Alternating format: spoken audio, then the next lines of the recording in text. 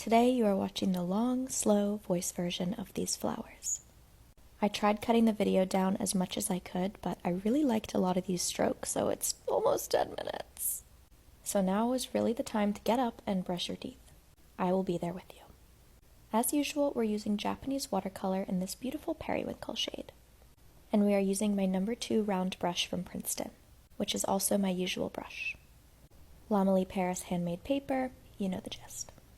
We started by doing these happy bouncy flower shapes all over the page. One of my favorite things about the Princeton round number 2 brush that we're using is it's super versatile. You can use the tip for pointy edges and also spread out the bristles to get thicker marks. These flowers are a great shape to make the most of both of those things. As we come into the corner of each petal, I'm gently lifting the brush. This means there are less bristles on the paper and just the point is touching, which makes the line thinner. As I move out of the corner, I then press the brush back down on the page, spreading out the bristles and making the line thicker. And as you can see, what we've been doing now is just this round and round each flower, in the same way that I made the flowers originally. It doesn't get quite as pointy as those inside lines because there isn't as much space to do so.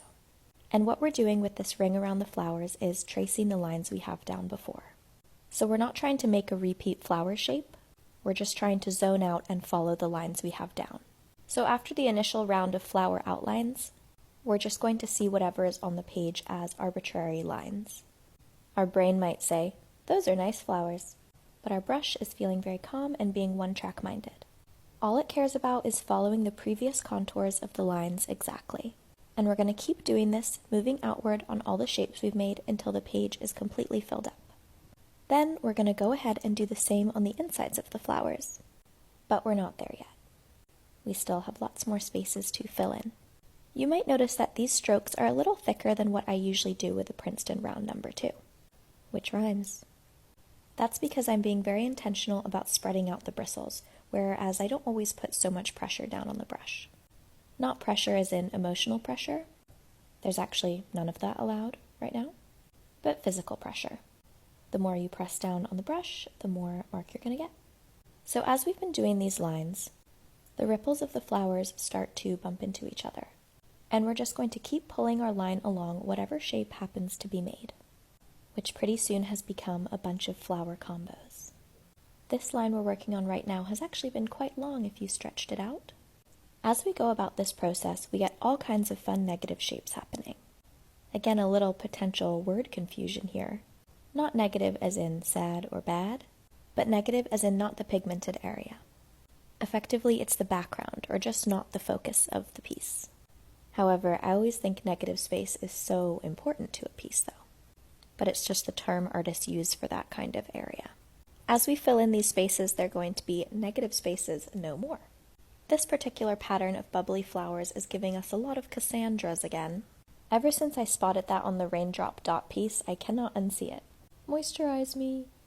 Anyways, these negative spaces are kind of fun because they're almost the opposite of what the flowers look like. Notice that the flowers themselves are negative space too at this point, because they're blank. They kind of look like thought bubbles, with very round and heavy edge bits, while this negative space we're currently working on looks like a speech bubble, particularly of someone yelling or shouting, I think, or maybe it would have bang in the middle, something like that. Although not for long, because we are filling it in pretty swiftly over here. With each line, we're just paying attention to the line that was before it. So our next line echoes the shape, but also transforms it into something a bit different. The speed at which this happens really depends on 2 things. 1, how thick the lines are, and 2, how much space is between the lines, which is similar, but different. They're similar in that both a thick line and a big space between mean the line is further away from the previous line. And the larger distance means a bigger difference. Kinda like when you have a lot of distance from a person. Sad. On the other hand, when the line is thinner, also like the lines in the raindrop piece where I used a number 1 brush and just the point of it so they were very thin, and when the lines are closer to the previous line, there's less distance. So the echo line is more similar and accurate. Accurate to the shape of what was before. There's no right or wrong in whether your lines are closer together or further apart, or thicker or thinner.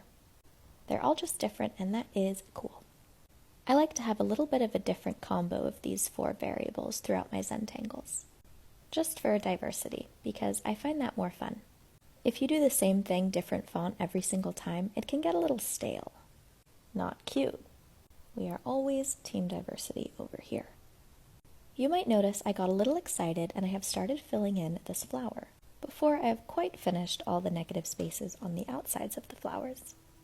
I simply could not resist, and I'm not even sorry. What's going to be very fun about filling these in is that the flowers were handmade. Obviously, I did them just a few moments ago. So the dimensions of each petal are a bit different. They may have looked exact and perfect, but it's important to note that they're not. And that's okay because it adds some intrigue to the piece. Also, the Zentangling inlines we do within the flowers are all different as well. Different thicknesses, distance from the previous line, etc. So that shrinks the petals inwards at different rates, causing these interesting bikini bottom looking flowers. And then all these fun little negative spaces that feel like filling in the last puzzle piece when I do them. Let's take a step back and see how far we've come. This is a great place to notice the difference between a flower that's filled in and one that's not. I'm sure a bunch of people would have preferred me to not fill in the flowers. But I will be filling them all in because I'm very excited to do that. I came here to paint and find my zen time, and I also want to explore how the different shapes happen within the flowers, like we were just talking about. But if you do this specific design, you don't have to fill yours in. When you are the artist, you make the rules. Unless it's a commission, of course, but that's a conversation for another time.